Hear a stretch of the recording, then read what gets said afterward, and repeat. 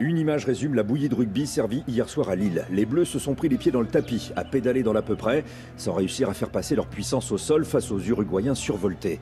Le 15 de France B se contentera de la victoire. Pas joli, mais tant pis.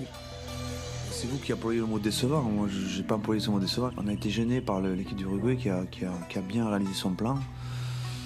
Mais à la fin, on a gagné.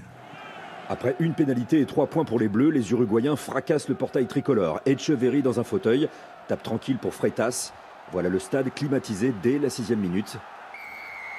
Et ce double contact digne de la Céleste en football. Ils ont eu des actions où ils nous ont bien joué, notamment la première où ils nous mettent ce bal essai. Mais en tout cas, nous on avait un plan qui a fonctionné en première mi-temps, où on les a mis à mal, on les a laissés dans leur 22.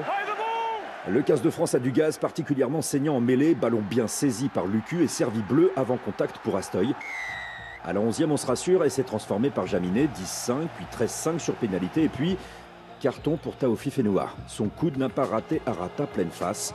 Jaune. Bon. Mi-temps.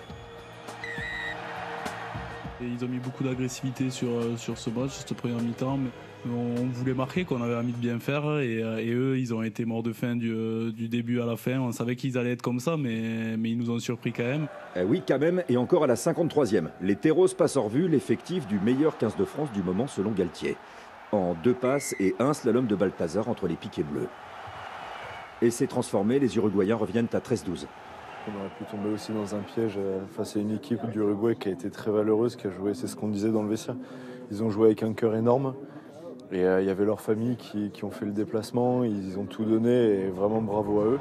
Et juste après, dans la foulée de cette boulette uruguayenne, on retiendra toute la rage de leader de Peato Movaca, entré en finisseur et sa réponse immédiate pour remettre la Maison Bleue au milieu du village. 20-12 pour la France.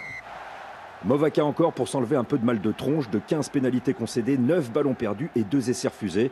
Accélérateur de cette attaque enfin tranchante, ciselée dans la défense. Et le premier essai du plus jeune international français en Coupe du Monde, Louis Bielbiarré. C'était super bien parce que bon, j'ai pas touché beaucoup de ballons dans le match, donc toucher un ballon et marquer c'était bien, mais bon, je suis que là à la fin. Enfin, je fais pas grand chose sur l'essai, je cours 5 mètres, je pense, mais bon, voilà, très content, c'est sûr.